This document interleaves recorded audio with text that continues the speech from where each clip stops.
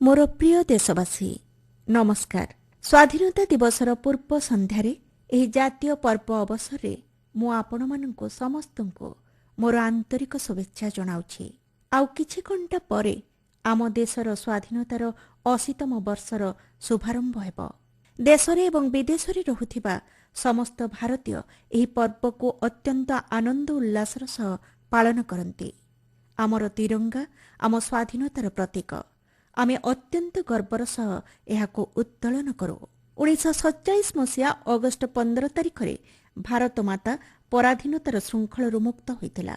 समस्त देशवासी स्वाधीन भारतर भाग्य गठनर निर्माता होइतिले। स्वाधीनतार सार्थकता हेउछि समस्त नागरिक जेपरि निजर आकांक्षा और स्वप्न पूरण पई उपलब्ध सुजोगर सदुपयोग करिपारिबे एवं भारत को विश्वर अग्रणी राष्ट्र परिणत करिबार लक्ष्य दिगरे कार्य करिपारिबे। समर्पित छात्र छात्री और शिक्षक, विकास पई प्रतिबद्ध वैज्ञानिक और इंजीनियर, स्वास्थ्य सेवा जोगाउथिबा डाक्तर और स्वास्थ्यकर्मी, परिश्रमी श्रमिक एवं आम अन्नदाता कृषक समस्ते निज निज प्रयास माध्यमरे राष्ट्र निर्माण रे अवदान देउछन्ति। प्रतिभावान क्रीड़ाविद, कारीगर और कलाकार, दूरदृष्टि संपन्न बुद्धिजीवी, घरोई और सरकारी क्षेत्र में निष्ठार सह कार्य करुथिबा कर्मचारी, सेमानंक सेवा पई समर्पित जनप्रतिनिधि, न्याय व्यवस्था रे कार्यरत अधिकारी, कर्तव्यनिष्ठ प्रशासनिक कर्मचारी, आम अर्थनीति रे अवदान रखुथिबा बृहत और क्षुद्र निवेशक, निस्वार्थपर समाजसेवी एवं स्वच्छता अभियान रे आगुरी रही कार्य करुथिबा समस्त सफी मित्र समस्ते देशर प्रगति रे गुरुत्वपूर्ण भूमिका ग्रहण करुछन्ति। अन्यान्य कार्य नियोजित असंख्य नागरिक एवं आम संविधान रे स्थान पाइथिबा मौलिक कर्तव्यगुड़िक निष्ठार सह पालन करुथिबा प्रत्येक नागरिक हेउछन्ति आम राष्ट्र निर्माण प्रक्रियार सक्रिय भागीदार। मु सेमानंकु समस्तंकु हृदयरु प्रशंसा करुछि। तीन सशस्त्र बाहिनी, सशस्त्र पुलिस बाहिनी एवं समस्त पुलिस कर्मचारी कर्तव्य प्रति निष्ठा और समर्पण को मु विशेष भावे प्रशंसा करुछि। विश्व मंचरे भारतर प्रतिष्ठा और सम्मान बढ़ाउथिबा प्रवासी भारतीय एवं आम दूतावास गुड़िकरे सेवा करुथिबा अधिकारी को मध्य मु प्रशंसा करुछि। मोर प्रिय देशवासी 2047 मसीहारे आम स्वाधीनतार शतवार्षिकी वर्ष सुद्धा विकसित भारत गठन दिगरे आमे आगे चलुछु। अंत्योदयर भावनारू प्रेरित होई विकासर सुफल प्रत्येक व्यक्ति निकटरे पहुंचाइबा आमर संकल्प। आमर समृद्ध ऐतिह्य एवं स्वाधीनता आंदोलनर आदर्श को आपणाई आमे आधुनिक और विकासर पथरे आगे चलीछु। वेदवाक्य वयं राष्ट्रे जागृयाम आमको सर्वदा देश सेवा पई प्रस्तुत रहिबाको प्रेरणा देउछि। आमर स्वाधीनता संग्राम समय विभिन्न विचारधारार लोक गोटे साधारण लक्ष्य पई एकजुट होइथिले, ताहा थिला भारतर स्वाधीनता। स्वदेशी आंदोलन समय वंदे मातरम गीत सर्वजनक गीतरे परिणत होइथिला। राष्ट्रपिता महात्मा गांधी नेतृत्व में अगणित भारतीय आमर स्वाधीनता संग्राम रे निजको सामिल करथिले। बाबा साहेब डॉक्टर भीमराव आंबेडकर सामाजिक संस्कार एवं देशप्रेमर सर्वोच्च आदर्श को निज जीवन रे प्रतिफलित करथिले। भारत मातार सेही समस्त महान संतान माननकु मु नम्रतार सहित प्रणाम जणाउछि, जहांक आदर्श आम देश को स्वाधीनता प्राप्ति एवं तापरे देशर प्रगतिर पथरे आगे नहीं। आज अगस्ट 14 तारिखरे आमे विभाजन विभीषिका स्मृति दिवस पालन करुछु।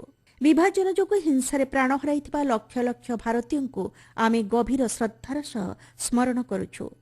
विभाजन जोगु लक्ष लक्ष लोक सांप्रदायिक हिंसार शिकार होई शरणार्थी हेबाको बाध्य होइतिले एवं विभाजनर भयावहता सहितिले, तथापि सेमाने निजर परिचय त्याग करि नथिले। आमर स्वाधीनता प्राप्ति समय विभाजनर भयावह परिणाम सहित नूतन भावे स्वाधीनता पाइथिबा भारत सहित 550 रु अधिक देशीय राज्यर एकीकरण एक असाधारण आह्वान थिला। सरदार पटेल राजतंत्र व्यवस्थार अवसान घटाई देशीय राज्यगुड़िक आम स्वाधीन गणतंत्र सहित एकीभूत करथिले। आधुनिक भारतर एकतार शिल्पी लौहपुरुष सरदार वल्लभ भाई पटेल पवित्र स्मृति प्रति एक कृतज्ञ राष्ट्र पक्षरु मु मोर श्रद्धापूर्ण श्रद्धांजलि अर्पण करुछि। मोर प्रिय देशवासी, भारतर जनसाधारण द्वारा प्रणीत संविधान जनसहभागितार भित्ति उपर प्रतिष्ठित। आम देशर लोकमानंक मध्यरे जनसहभागितार भावना सर्वदा निहित रही आसिछि।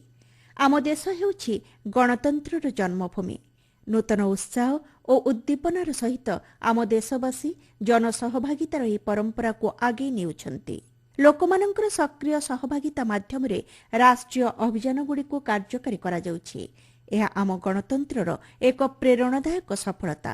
ସ୍ଥିତିର ଓ ସୁଯୋଗର ସମାନତା ସହିତ ବ୍ୟକ୍ତିର ମର୍ଯ୍ୟାଦା ଆମ ସମ୍ବିଧାନର ପ୍ରମୁଖ ଆଦର୍ଶଗୁଡ଼ିକ ମଧ୍ୟରୁ ଅନ୍ୟତମ। ଆଜି ସାଧାରଣ ପୃଷ୍ଠଭୂମିରୁ ଆସୁଥିବା ଲୋକମାନେ ବିଭିନ୍ନ କ୍ଷେତ୍ରରେ ଅସାଧାରଣ ଅବଦାନ ଦେଉଛନ୍ତି।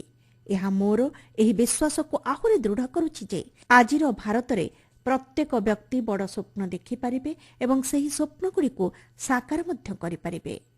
ଆମ ସମ୍ବିଧାନରେ କାର୍ଯ୍ୟପାଳିକା, ବିଧାନପାଳିକା ଏବଂ ନ୍ୟାୟପାଳିକାର ଦାୟିତ୍ୱ ସ୍ପଷ୍ଟ ଭାବେ ନିର୍ଦ୍ଧାରିତ ହୋଇଛି। ଜନପ୍ରତିନିଧିଙ୍କ କର୍ତ୍ତବ୍ୟ ହେଉଛି ଲୋକମାନଙ୍କ ଆକାଂକ୍ଷାକୁ ବିଧାନପାଳିକାରେ ବ୍ୟକ୍ତ କରିବା।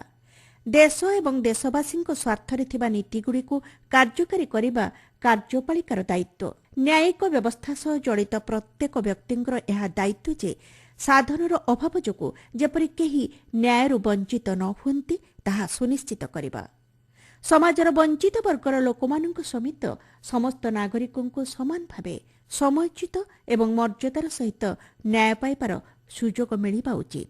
ମୋର ପ୍ରିୟ ଦେଶବାସୀ, ଏକ ଦଶନ୍ଧିରୁ ଅଧିକ ସମୟ ମଧ୍ୟରେ ଆମ ଦେଶ ଦ୍ରୁତ ଏବଂ ସମାବେଶୀ ବିକାଶ ଲକ୍ଷ୍ୟ ହାସଲ କରିବା, ଐତିହ୍ୟ ଓ ବିକାଶ ମଧ୍ୟରେ ସମନ୍ୱୟକୁ ପ୍ରାଥମିକତା ଦେବା ଓ ଦଶନ୍ଧି ଦଶନ୍ଧି ଧରି ବିକାଶରେ ପ୍ରତିବନ୍ଧକ ସାଜିଥିବା ଅନେକ ବାଧା ଦୂର କରିବାର ସଫଳତାର ସାକ୍ଷୀ ପାଲଟିଛି। ଆମ ଦେଶ ମହାତ୍ମା ଜ୍ୟୋତିବା ଫୁଲେଙ୍କ 200ତମ ଜୟନ୍ତୀ ପାଳନ କରୁଛି। ମହାତ୍ମା ଫୁଲେ ଏବଂ କ୍ରାନ୍ତିଜ୍ୟୋତି ସାବିତ୍ରୀବାଈ ଫୁଲେ ସାମାଜିକ ନ୍ୟାୟ, ଶିକ୍ଷା, ମହିଳା ସଶକ୍ତିକରଣ ଏବଂ ସମାନତା କ୍ଷେତ୍ରରେ ଐତିହାସିକ ଯୋଗଦାନ ଦେଇଥିଲେ। ସେମାନଙ୍କ ଆଦର୍ଶକୁ ଅନୁସରଣ କରି ଗତ କିଛି ବର୍ଷ ମଧ୍ୟରେ ଜାତୀୟ ସ୍ତରରେ ସମାଜର ବଞ୍ଚିତ ବର୍ଗର ଉନ୍ନତିକୁ ପ୍ରାଥମିକତା ଦିଆଯାଉଛି। ମହିଳା ଶିକ୍ଷା କ୍ଷେତ୍ରରେ ନୂଆ ମାନଦଣ୍ଡ ସ୍ଥାପିତ ହୋଇଛି। 25 କୋଟିରୁ ଅଧିକ ଲୋକଙ୍କୁ ଦାରିଦ୍ର୍ୟରୁ ବାହାରକୁ ଅଣାଯାଇଛି। ବିଶ୍ୱର ସର୍ବବୃହତ ଆର୍ଥିକ ଅନ୍ତର୍ଭୁକ୍ତିକରଣ କାର୍ଯ୍ୟକ୍ରମ ପ୍ରଧାନମନ୍ତ୍ରୀ ଜନଧନ ଯୋଜନା ଅଧୀନରେ ପ୍ରାୟ 59 କୋଟି ହିତାଧିକାରୀ ବ୍ୟାଙ୍କିଂ ବ୍ୟବସ୍ଥା ସହ ଯୋଡ଼ି ହୋଇଛନ୍ତି। ସେମାନଙ୍କ ମଧ୍ୟରୁ 32 କୋଟିରୁ ଅଧିକ ଖାତାଧାରୀ ମହିଳା। ମାଗଣା ରାସନ ଯୋଗାଇ 80 କୋଟିରୁ ଅଧିକ ଲୋକଙ୍କ ପାଇଁ ଖାଦ୍ୟ ସୁରକ୍ଷା ସୁନିଶ୍ଚିତ କରାଯାଇଛି। ଆୟୁଷ୍ମାନ ଭାରତ ପ୍ରଧାନମନ୍ତ୍ରୀ ଜନ ଆରୋଗ୍ୟ ଯୋଜନା ଅଧୀନରେ 60 କୋଟି ଲୋକଙ୍କୁ ପ୍ରତିବର୍ଷ 5 ଲକ୍ଷ ଟଙ୍କା ପର୍ଯ୍ୟନ୍ତ ମାଗଣା ସ୍ୱାସ୍ଥ୍ୟ ସେବା ପ୍ରଦାନ କରାଯାଇଛି। କିଷାନ ସମ୍ମାନ ନିଧି ଏବଂ କିଷାନ କ୍ରେଡିଟ୍ କାର୍ଡ ଚାଷବାସ, ଦୁଗ୍ଧ ଉତ୍ପାଦନ, କୁକୁଡ଼ା ପାଳନ, ମତ୍ସ୍ୟ ଚାଷ ଏବଂ ମହୁ ଚାଷ ଭଳି କାର୍ଯ୍ୟରେ ନିୟୋଜିତ କୃଷକମାନଙ୍କୁ ସହାୟତା ଯୋଗାଇ ଆସିଛି। ବିଶ୍ୱର ଇତିହାସ ଏହାର ସାକ୍ଷୀ ଯେ ଦୃଢ଼ ସାଂସ୍କୃତିକ ପରିଚୟର ଭାବନା ଉପରେ ଆଧାରିତ ବିକାଶ ଦ୍ରୁତ ଏବଂ ସ୍ଥାୟୀ ହୋଇଥାଏ। ଆଜି ଦେଶରେ ଏହି ସଚେତନତା ବୃଦ୍ଧି ପାଉଛି ଯେ ସାଂସ୍କୃତିକ ଗୌରବର ଭାବନା ଦେଶର ଆଭ୍ୟନ୍ତରୀଣ ଶକ୍ତିକୁ ସୁଦୃଢ଼ କରୁଛି। ଆମର ପୂର୍ବସୂରୀମାନେ ଜ୍ଞାନ, ବିଜ୍ଞାନ, କଳା ଓ ସଂସ୍କୃତି, ଆଧ୍ୟାତ୍ମିକତା ଏବଂ ସଦାଚାରର ଏକ ସମୃଦ୍ଧ ପରମ୍ପରା ଆମକୁ ଦେଇଯାଇଛନ୍ତି। ଆମେ ଆମର ଐତିହ୍ୟ ଏବଂ ବିକାଶ ମଧ୍ୟରେ ସମନ୍ୱୟ ରକ୍ଷା କରି ଆଗକୁ ବଢ଼ୁଛୁ। ଆମ ଦେଶରେ ବିଶ୍ୱର ସର୍ବବୃହତ ଏବଂ ସର୍ବୋତ୍ତମ ଡିଜିଟାଲ ଭିତ୍ତିଭୂମି ବିକଶିତ ହୋଇଛି। ଏବେ ଛୋଟ ଛୋଟ ଗ୍ରାମାଞ୍ଚଳର ଦୋକାନ ଏବଂ ରାସ୍ତା କଡ଼ର ବିକ୍ରେତାମାନଙ୍କ ମଧ୍ୟରେ ଡିଜିଟାଲ ମାଧ୍ୟମରେ ଦେୟ ପ୍ରଦାନ କରାଯାଉଛି। ବିଶ୍ୱରେ ହେଉଥିବା ବାସ୍ତବ ସମୟର ଡିଜିଟାଲ କାରବାରର ଅଧାରୁ ଅଧିକ ଭାରତରେ ହେଉଛି। ଭାରତର ଜନସାଧାରଣ ଏବଂ ସରକାର ମିଳିତ ଭାବେ ବିଶ୍ୱ ସମୁଦାୟ ସମ୍ମୁଖରେ ଡିଜିଟାଲ ବିପ୍ଳବର ଏକ ଉଦାହରଣ ଉପସ୍ଥାପନ କରିଛନ୍ତି। ପ୍ରଯୁକ୍ତି ବିଦ୍ୟାର ବ୍ୟବହାର କରି ସରକାର ସ୍ୱଚ୍ଛ ଏବଂ ପାରଦର୍ଶୀ ଢଙ୍ଗରେ ଲୋକଙ୍କୁ କଲ୍ୟାଣମୂଳକ ଯୋଜନାଗୁଡ଼ିକର ସୁବିଧା ପ୍ରଦାନ କରିଛନ୍ତି।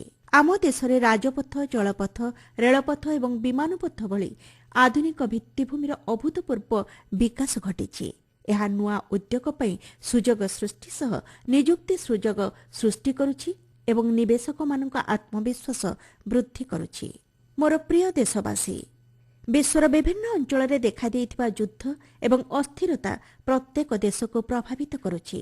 ଏଭଳି ଆହ୍ୱାନପୂର୍ଣ୍ଣ ପରିସ୍ଥିତି ସତ୍ତ୍ୱେ ଆମ ଅର୍ଥନୀତି ବିଶ୍ୱର ସବୁଠାରୁ ଦ୍ରୁତ ଅଭିବୃଦ୍ଧିଶୀଳ ପ୍ରମୁଖ ଅର୍ଥନୀତି ଭାବେ ଆଗକୁ ବଢ଼ୁଛି। ଅର୍ଥନୈତିକ ଆକଳନ ଅନୁସାରେ ଭାରତୀୟ ଅର୍ଥନୀତିର ଅଭିବୃଦ୍ଧି ହାର ବିଶ୍ୱର ହାରାହାରି ଅଭିବୃଦ୍ଧି ହାରର 2 ଗୁଣରୁ ଅଧିକ ହେବ ବୋଲି ଆଶା କରାଯାଉଛି। ଆତ୍ମନିର୍ଭର ଭାରତ ଅଭିଯାନ ଆମର ଅର୍ଥନୈତିକ ପ୍ରଗତି ଏବଂ ଜାତୀୟ ସୁରକ୍ଷାର ଭିତ୍ତିକୁ ଆହୁରି ସୁଦୃଢ଼ କରିଛି। ଆଧୁନିକ ବିକାଶର ପଥରେ ଆଗକୁ ବଢ଼ିବା ସହିତ ଭାରତ ବିଶ୍ୱସ୍ତରରେ ପରିବେଶ ସୁରକ୍ଷା କ୍ଷେତ୍ରରେ ମଧ୍ୟ ଏକ ଅଗ୍ରଣୀ ଭୂମିକା ନିର୍ବାହ କରୁଛି। ଆମ ଦେଶ 2030 ମସିହା ପାଇଁ ଧାର୍ଯ୍ୟ କରାଯାଇଥିବା କେତେକ ସ୍ଥାୟୀ ବିକାଶ ଲକ୍ଷ୍ୟକୁ ନିର୍ଦ୍ଧାରିତ ସମୟସୀମା ପୂର୍ବରୁ ହାସଲ କରିଛି। ବିଗତ କିଛି ବର୍ଷ ମଧ୍ୟରେ ଅକ୍ଷୟ ଶକ୍ତିର ବିକାଶ କ୍ଷେତ୍ରରେ ଆମ ଦେଶ ଅଭୂତପୂର୍ବ ପ୍ରଗତି ହାସଲ କରିଛି। ରାଷ୍ଟ୍ରୀୟ ସ୍ୱାର୍ଥ ଆମ ବୈଦେଶିକ ନୀତିର ମୂଳଦୁଆ। ଶାନ୍ତି, ସହଯୋଗ, ଆଲୋଚନା ଏବଂ ବସୁଧୈବ କୁଟୁମ୍ବକମ୍ର ଆଦର୍ଶ ଆମ ବୈଦେଶିକ ନୀତିର ସ୍ତମ୍ଭ। ଆର୍ଥିକ ସହଯୋଗ ବୃଦ୍ଧି କରିବା ଏବଂ ପାରସ୍ପରିକ ସମ୍ପର୍କକୁ ସୁଦୃଢ଼ କରିବା ପାଇଁ ଆମେ ଅନେକ ଦେଶ ସହ ମୁକ୍ତ ବାଣିଜ୍ୟ ଚୁକ୍ତିନାମା ସ୍ୱାକ୍ଷର କରିଛୁ। ଗ୍ଲୋବାଲ ସାଉଥର ଦେଶଗୁଡ଼ିକ ମଧ୍ୟରେ ଆମେ ଏକ ଅଗ୍ରଣୀ ଭୂମିକା ନିର୍ବାହ କରୁଛୁ। ବିଶ୍ୱ ମଞ୍ଚରେ ଆମ ଦେଶର ମର୍ଯ୍ୟାଦା ଓ ପ୍ରଭାବ ବୃଦ୍ଧି ପାଇଛି।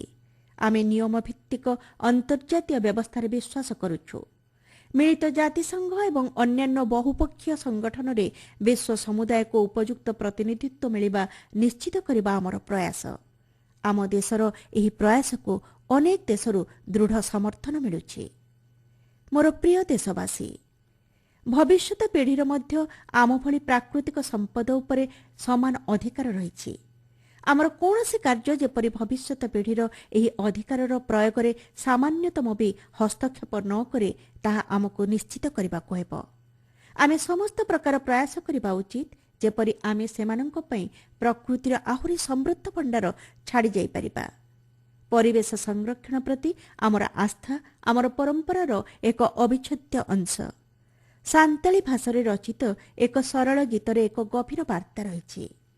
ପଣ୍ଡିତ ରଘୁନାଥ ମୁର୍ମୁଙ୍କ ଦ୍ୱାରା ରଚିତ ସେହି ଗୀତର କିଛି ଶବ୍ଦ ହେଉଛି ଦାରେ ଗୁଜୁଗ କାନ ତେଲତେ ମିରୁ ଚେଣେ ରାଗ ବହାୟା ଦାୟା ହାୟ ଗୋଏ ଗୁଜୁଗ କାନ ଆবোবা ଜାତି ଧରମ ଦାରେ ଚେଦାଗ ବାବନ ରାଗ ବହାୟା ଆବୋ ଅନା ତ୍ରେଲତେ।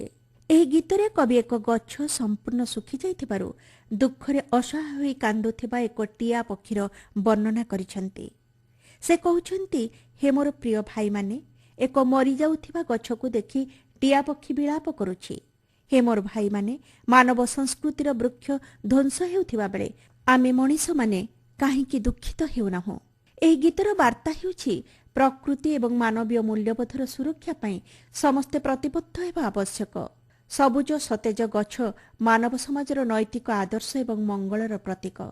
ଏକ ପେଡ୍ ମାଁ କେ ନାମ ଏବଂ ପରିବେଶ ପାଇଁ ଜୀବନଶୈଳୀ ବା ଲାଇଫ୍ ଭଳି ଅଭିଯାନର ଭାବନା ଅନୁଯାୟୀ ପରିବେଶ ସୁରକ୍ଷା ପାଇଁ ଆମେ ବ୍ୟକ୍ତିଗତ ଏବଂ ସାମୂହିକ ଭାବେ ପ୍ରୟାସ କରିବା ଉଚିତ। ମୋର ପ୍ରିୟ ଦେଶବାସୀ, ଆମ ଝିଅମାନେ ଶିକ୍ଷା କ୍ଷେତ୍ରରେ ଅସାଧାରଣ ଭାବେ ଭଲ ପ୍ରଦର୍ଶନ କରୁଥିବା ଦେଖି ମୋତେ ଅତ୍ୟନ୍ତ ଆନନ୍ଦ ଲାଗୁଛି। ଏହା ସହିତ ବିଭିନ୍ନ କ୍ଷେତ୍ରରେ ମହିଳାମାନଙ୍କ ଅଂଶଗ୍ରହଣ ମଧ୍ୟ ବୃଦ୍ଧି ପାଉଛି। କୃଷି ଉତ୍ପାଦକତା ବୃଦ୍ଧିରେ ଯୋଗଦାନ କରୁଥିବା ଡ୍ରୋନ୍ ଦିଦିଙ୍କଠାରୁ ଆରମ୍ଭ କରି ବାୟୁସେନାର ଫାଇଟର କମ୍ବାଟ ଲିଡର ପର୍ଯ୍ୟନ୍ତ ମହିଳାମାନେ ବିଭିନ୍ନ କ୍ଷେତ୍ରରେ ଆଗକୁ ବଢୁଛନ୍ତି। ନିକଟରେ ଗ୍ଲାସ୍ଗୋରେ ଶେଷ ହୋଇଥିବା ରାଜ୍ୟଗୋଷ୍ଠୀ କ୍ରୀଡ଼ାରେ ଭାରତ ଜିତିଥିବା ମୋଟ 13ଟି ସ୍ୱର୍ଣ୍ଣପଦକ ମଧ୍ୟରୁ 8ଟି ସ୍ୱର୍ଣ୍ଣପଦକ ମହିଳାମାନେ ଜିତିଛନ୍ତି। ଆମ ମହିଳାମାନେ ଦିନକୁ ଦିନ ଆର୍ଥିକ ଭାବେ ଆତ୍ମନିର୍ଭର ହେଉଛନ୍ତି। 10 କୋଟିରୁ ଅଧିକ ମହିଳା ସ୍ୱୟଂ ସହାୟକ ଗୋଷ୍ଠୀର ସଦସ୍ୟ ଅଛନ୍ତି।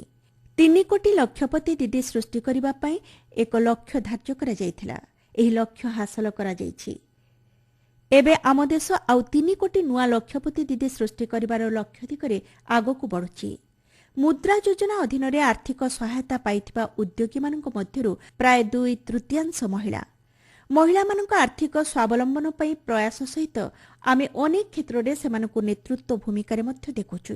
ମହିଳାମାନଙ୍କ ମତଦାନ ଅଧିକାର ପ୍ରୟୋଗ କରିବାର ସଂଖ୍ୟା ବୃଦ୍ଧି ପାଇବା ଆମ ଗଣତାନ୍ତ୍ରିକ ପ୍ରକ୍ରିୟାର ଏକ ଉଲ୍ଲେଖନୀୟ ସଫଳତା। ଲୋକସଭା ଏବଂ ବିଧାନସଭା ଗୁଡ଼ିକରେ ମହିଳାମାନଙ୍କ ପାଇଁ 33% ପ୍ରତିନିଧିତ୍ୱ ସଂରକ୍ଷଣ କରିବା ଉଦ୍ଦେଶ୍ୟରେ 2023ରେ ନାରୀ ଶକ୍ତି ବନ୍ଦନ ଅଧିନିୟମ ପ୍ରଣୟନ କରାଯାଇଛି। ଏହି ଅଧିନିୟମର ଉଦ୍ଦେଶ୍ୟଗୁଡ଼ିକ ହାସଲ ହେଲେ ନେତୃତ୍ୱ କ୍ଷେତ୍ରରେ ମହିଳାମାନଙ୍କ ଭୂମିକା ଆହୁରି ବୃଦ୍ଧି ପାଇବ ଏବଂ ଆମ ଗଣତନ୍ତ୍ର ଅଧିକ ସମାବେଶୀ ହେବ। ଆମ ଦେଶର 65% ଜନସଂଖ୍ୟାର ବୟସ 35 ବର୍ଷରୁ କମ୍। ଏହି ଯୁବ ଜନସଂଖ୍ୟା ଆମର ସବୁଠାରୁ ମୂଲ୍ୟବାନ ସମ୍ପଦ। ଆମ ଦେଶର ଯୁବପିଢ଼ି ପ୍ରତିଭାବାନ, ପ୍ରତିବଦ୍ଧ ଏବଂ ଦକ୍ଷ। ବିଭିନ୍ନ ଆହ୍ୱାନର ମୁକାବିଲା ପାଇଁ ଯୁବପିଢ଼ି ତୃଣମୂଳ ସ୍ତରରେ ଯେଉଁ ଅଭିନବ ଓ ବ୍ୟବହାରିକ ସମାଧାନ ବିକଶିତ କରୁଛନ୍ତି, ମୁଁ ତାହା ଦେଖିଛି। ଏହା ସମାଜ ଏବଂ ଦେଶ ପ୍ରତି ଆମ ଯୁବପିଢ଼ିର ସମର୍ପଣକୁ ପ୍ରତିଫଳିତ କରୁଛି। ମାତ୍ର 28 ବର୍ଷର ହାରାହାରି ବୟସ ଥିବା ଏକ ଯୁବ ଦଳ ଦ୍ୱାରା ନିକଟରେ ସଫଳତାର ସହ ରକେଟ୍ ଉତ୍କ୍ଷେପଣ କରାଯିବା ଫଳରେ ମହାକାଶ ଅନୁସନ୍ଧାନର ଏକ ନୂତନ ପର୍ଯ୍ୟାୟର ଶୁଭାରମ୍ଭ ହୋଇଛି। ଆମର ଅନେକ ଯୁବକ ଯୁବତୀ ସ୍ୱରୋଜଗାରର ପଥ ଆପଣାଇବା ସହିତ ଚାକିରି ସୃଷ୍ଟିର ସଂସ୍କୃତିକୁ ମଧ୍ୟ ଆପଣାଉଛନ୍ତି। ଯୁବ ଉଦ୍ୟୋଗୀମାନଙ୍କର ଅଂଶଗ୍ରହଣ ଆମ ଦେଶରେ ଏକ ସୁଦୃଢ଼ ଷ୍ଟାର୍ଟଅପ୍ ଇକୋସିଷ୍ଟମ ଗଠନରେ ସହାୟକ ହୋଇଛି। ବିଶ୍ୱର ପ୍ରମୁଖ ଉଦ୍ୟୋଗ ଓ ପ୍ରତିଷ୍ଠାନଗୁଡ଼ିକ ଭାରତୀୟ ଯୁବକ ଯୁବତୀଙ୍କ ପ୍ରତିଭା ଓ ନିଷ୍ଠାରେ ପ୍ରଭାବିତ ହୋଇ ସେମାନଙ୍କୁ ନେତୃତ୍ୱ ଭୂମିକା ଅର୍ପଣ କରୁଛନ୍ତି। ଏହିଭଳି ଯୁବ ସଫଳତା ହାସଲ କରିଥିବା ବ୍ୟକ୍ତିମାନେ ସମଗ୍ର ବିଶ୍ୱରେ ଭାରତର ଯୁବଶକ୍ତିର ପ୍ରତିଷ୍ଠାକୁ ଆହୁରି ବୃଦ୍ଧି କରିଛନ୍ତି। ଆମର ଯୁବପିଢ଼ି ଭାରତର ଉଜ୍ଜ୍ୱଳ ଓ ସମୃଦ୍ଧ ଭବିଷ୍ୟତ ପ୍ରତି ମୋର ବିଶ୍ୱାସକୁ ଆହୁରି ଦୃଢ଼ କରିଛି। ଆମର ଛାତ୍ରଛାତ୍ରୀମାନେ ହେଉଛନ୍ତି ଭାରତର ଭବିଷ୍ୟତର ନିର୍ମାତା। ଯେପରି ଜାତୀୟ ସୁରକ୍ଷା ସୁନିଶ୍ଚିତ କରିବା ପାଇଁ ସରକାର ଓ ସମାଜ ଏକଜୁଟ ରହିବା ଆବଶ୍ୟକ, ସେହିପରି ଆମର ଛାତ୍ରଛାତ୍ରୀଙ୍କର ବର୍ତ୍ତମାନ ଓ ଭବିଷ୍ୟତକୁ ସୁରକ୍ଷିତ ରଖିବା ପାଇଁ ସମସ୍ତଙ୍କୁ ମିଳିତ ଓ ସମନ୍ୱିତ ପ୍ରୟାସ ମାଧ୍ୟମରେ ଯୋଗଦାନ କରିବାକୁ ହେବ। ସାର୍ବଜନୀନ ପରୀକ୍ଷା ଆମ ଛାତ୍ରଛାତ୍ରୀଙ୍କ ପାଇଁ ସୁଯୋଗର ଦ୍ୱାର ଖୋଲିଥାଏ। ଏହି ପରୀକ୍ଷାଗୁଡ଼ିକରେ ସଂସ୍କାର ଆଣିବା ପାଇଁ ସରକାର ବ୍ୟାପକ ପଦକ୍ଷେପ ଗ୍ରହଣ କରୁଛନ୍ତି। ଏହି ସଂସ୍କାରଗୁଡ଼ିକର ଉଦ୍ଦେଶ୍ୟ ହେଉଛି ସାର୍ବଜନୀନ ପରୀକ୍ଷାରେ ଅସାଧୁ ଉପାୟର ବ୍ୟବହାରକୁ ସମ୍ପୂର୍ଣ୍ଣ ରୋକିବା ଏବଂ ପରୀକ୍ଷା ବ୍ୟବସ୍ଥାକୁ ଅଧିକ ସ୍ୱଚ୍ଛ, ସୁରକ୍ଷିତ ଓ ଯୁବପିଢ଼ି ପାଇଁ ଅଧିକ ବିଶ୍ୱସନୀୟ କରିବା। ସରକାରଙ୍କ ପଦକ୍ଷେପ ଏବଂ ନୂତନ ଆର୍ଥିକ କାର୍ଯ୍ୟକଳାପ ଯୋଗୁଁ ଯୁବପିଢ଼ିଙ୍କ ପାଇଁ ବିଭିନ୍ନ ନୂଆ ସୁଯୋଗର ଦ୍ୱାର ଖୋଲୁଛି। ଏଭଳି ନୂଆ ସୁଯୋଗଗୁଡ଼ିକୁ ଅନ୍ୱେଷଣ କରି ଆମର ଯୁବପିଢ଼ି ସଫଳତାର ନୂଆ ପଥରେ ଆଗେଇ ଯାଇପାରିବେ। ଆମ ଦେଶର ଭବିଷ୍ୟତର ମୂଳଦୁଆ ହେଉଛି ଆମ ଯୁବପିଢ଼ିର ଶାରୀରିକ ଓ ମାନସିକ ସୁସ୍ଥତା। ଆମ ଯୁବପିଢ଼ିଙ୍କୁ ଉତ୍ସାହର ସହ ଆଗକୁ ବଢ଼ିବା ପାଇଁ ପ୍ରେରିତ କରିବାର ଦାୟିତ୍ୱ ପରିବାର ଓ ସମାଜର ମଧ୍ୟ ରହିଛି। ଯୁବପିଢ଼ିର ବିକାଶ ଏବଂ ରାଷ୍ଟ୍ର ନିର୍ମାଣକୁ ଆଗେଇ ନେବା ପାଇଁ କ୍ରୀଡ଼ାକୁ ଏକ ମାଧ୍ୟମ ଭାବେ ଗ୍ରହଣ କରାଯାଉଛି। ଖେଲୋ ଇଣ୍ଡିଆ କାର୍ଯ୍ୟକ୍ରମ ଅଧୀନରେ ତୃଣମୂଳ ସ୍ତରରୁ ଆରମ୍ଭ କରି ଜାତୀୟ ସ୍ତର ପର୍ଯ୍ୟନ୍ତ ସାରା ଦେଶରେ କ୍ରୀଡ଼ା ପରିବେଶ ବିକଶିତ କରାଯାଉଛି। କ୍ରୀଡ଼ାର ପ୍ରସାର ଓ ପ୍ରୋତ୍ସାହନ ପାଇଁ ସରକାର ଅଭୂତପୂର୍ବ ନିବେଶ କରୁଛନ୍ତି। ଏହି ପ୍ରୟାସଗୁଡ଼ିକର ଭଲ ଫଳାଫଳ ମିଳୁଛି। ଅନ୍ତର୍ଜାତୀୟ କ୍ରୀଡ଼ା ପ୍ରତିଯୋଗିତାଗୁଡ଼ିକରେ ଆମ କ୍ରୀଡ଼ାବିତ୍ମାନଙ୍କର ପ୍ରଦର୍ଶନ ଏବଂ ସଫଳତାରେ ଉଲ୍ଲେଖନୀୟ ପ୍ରଗତି ଘଟିଛି। ଆମ ଦେଶରେ ବିଶ୍ୱର ସର୍ବାଧିକ ଯୁବ ଜନସଂଖ୍ୟା ଥିବାବେଳେ ବରିଷ୍ଠ ନାଗରିକଙ୍କ ସଂଖ୍ୟା ମଧ୍ୟ ବଢ଼ି ଚାଲିଛି। ବରିଷ୍ଠ ନାଗରିକମାନଙ୍କ ଜୀବନର ମାନ ଉନ୍ନତ କରିବା ପାଇଁ ସରକାର ଅନେକ ପଦକ୍ଷେପ ଗ୍ରହଣ କରିଛନ୍ତି। 70 ବର୍ଷ ଓ ତଦୁର୍ଦ୍ଧ୍ୱ ବୟସର ପ୍ରାୟ 6 କୋଟି ବରିଷ୍ଠ ନାଗରିକ ପ୍ରତିବର୍ଷ 5 ଲକ୍ଷ ଟଙ୍କା ପର୍ଯ୍ୟନ୍ତ ମାଗଣା ସ୍ୱାସ୍ଥ୍ୟ ସେବାରେ ସୁବିଧା ପାଇପାରୁଛନ୍ତି। ସମଗ୍ର ସମାଜ ବରିଷ୍ଠ ନାଗରିକମାନଙ୍କ ପ୍ରତି ସମ୍ବେଦନଶୀଳ ହେବା ଉଚିତ। ସେମାନଙ୍କ ପ୍ରତି ଆପଣାପଣର ଭାବନା ସୃଷ୍ଟି କରିବା ସହ ସେମାନଙ୍କ ଆତ୍ମସମ୍ମାନକୁ ବଜାୟ ରଖିବା ଉଚିତ। ମୋର ପ୍ରିୟ ଦେଶବାସୀ, ମାନବତା ବିରୋଧୀ ଶକ୍ତିଗୁଡ଼ିକୁ ପରାସ୍ତ କରିବା ସହିତ ସତ୍ୟ ଓ ନ୍ୟାୟର ସୁରକ୍ଷା କରିବାର ଆମର ପରମ୍ପରା ପାଇଁ ଆମେ ଗର୍ବିତ। ଜୁଲାଇ 26 ତାରିଖରେ ଆମେ କାରଗିଲ ବିଜୟ ଦିବସ ପାଳନ କରିଥିଲୁ। ଏହା ପୂର୍ବରୁ ମେ 7 ତାରିଖରେ ଅପରେସନ ସିନ୍ଦୁର ଆରମ୍ଭ ହେବାର 1 ବର୍ଷ ପୂର୍ତ୍ତିକୁ ଆମେ ସ୍ମରଣ କରିଥିଲୁ। ଆମେ ଆମର ସଶସ୍ତ୍ର ବାହିନୀର ଅତୁଳନୀୟ ବୀରତ୍ୱକୁ ସ୍ମରଣ କରିଥିଲୁ। ଆତଙ୍କବାଦ ବିରୋଧରେ ସେହି ଐତିହାସିକ ଅଭିଯାନ ଭାରତୀୟ ସଶସ୍ତ୍ର ବାହିନୀ ସଠିକତାର ସହିତ କାର୍ଯ୍ୟ କରିବାର କ୍ଷମତାକୁ ପ୍ରଦର୍ଶନ କରିଥିଲା। ଏହା ଆତଙ୍କବାଦୀ ଏବଂ ସେମାନଙ୍କୁ ସମର୍ଥନ କରୁଥିବା ଲୋକଙ୍କୁ ଏକ ସ୍ପଷ୍ଟ ଓ ଦୃଢ଼ ବାର୍ତ୍ତା ଦେଇଥିଲା ଯେ ସେମାନେ ଯେଉଁଠି ଲୁଚିଲେ ମଧ୍ୟ ନିଜ କାର୍ଯ୍ୟର ପରିଣାମ ସେମାନଙ୍କୁ ଭୋଗିବାକୁ ପଡ଼ିବ। ଆତଙ୍କବାଦକୁ ଆଶ୍ରୟ ଦେଉଥିବା ଦେଶ ସହିତ ସିନ୍ଧୁ ଜଳ ଚୁକ୍ତିକୁ ସ୍ଥଗିତ ରଖିବା ଆମ ଦେଶର ସ୍ୱାର୍ଥରେ, ବିଶେଷ କରି କୃଷକମାନଙ୍କ ସ୍ୱାର୍ଥରେ ଏକ ନିର୍ଣ୍ଣାୟକ ପଦକ୍ଷେପ। ଦଶନ୍ଧି ଦଶନ୍ଧି ଧରି ନକ୍ସଲବାଦ ଦେଶ ପାଇଁ ଏକ ଗମ୍ଭୀର ଆହ୍ୱାନ ହୋଇ ରହିଥିଲା। ଭାରତକୁ ନକ୍ସଲମୁକ୍ତ କରିବା ଏକ ବଡ଼ ସଫଳତା। ଆଜି ଯେଉଁ ଅଞ୍ଚଳରେ ଏକଦା ନକ୍ସଲବାଦ ପ୍ରଭାବିତ ଥିଲା, ସେଠାରେ ଉତ୍ସାହର ପରିବେଶ ରହିଛି। ଏହି ଅଞ୍ଚଳଗୁଡ଼ିକରେ ସମାବେଶୀ ବିକାଶ କାର୍ଯ୍ୟ ଚାଲିଛି। बस्तर ओलंपिक्स रे बहु संख्यक क्रीड़ाविद अंशग्रहण करथिले एवं बस्तर पांडुम रे बहु कलाकार निज प्रतिभा प्रदर्शन करथिले जाहाको बहु संख्यक लोक उपभोग मध्य करथिले। राष्ट्रीय गौरवर सुरक्षा ପାଇଁ ନିର୍ମିତ ଏବଂ ମରାଠା ସାମରିକ ପରମ୍ପରା ସହ ଜଡ଼ିତ 12ଟି ଦୁର୍ଗକୁ ଗତବର୍ଷ ୟୁନେସ୍କୋ ବିଶ୍ୱ ଐତିହ୍ୟ ତାଲିକାରେ ସାମିଲ କରାଯାଇଛି। ଚଳିତ ବର୍ଷ ଭଗବାନ ବୁଦ୍ଧଙ୍କ ପ୍ରଥମ ପ୍ରବଚନ ସ୍ଥଳୀ ସାରନାଥକୁ ୟୁନେସ୍କୋ ବିଶ୍ୱ ଐତିହ୍ୟ ତାଲିକାରେ ସାମିଲ କରାଯାଇଛି।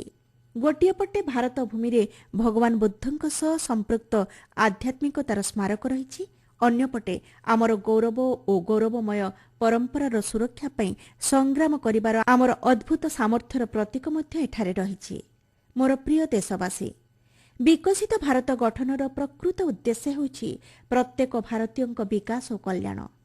ତେଲୁଗୁ ଭାଷାରେ ମହାନ ରାଷ୍ଟ୍ରବାଦୀ ଲେଖକ ଗୁରୁଜାଡା ଆପ୍ପାରାଓ ତାଙ୍କର ଏକ ଗୀତରେ ଦେଶପ୍ରେମର ଏକ ଚିରନ୍ତନ ବାର୍ତ୍ତା ଦେଇଥିଲେ।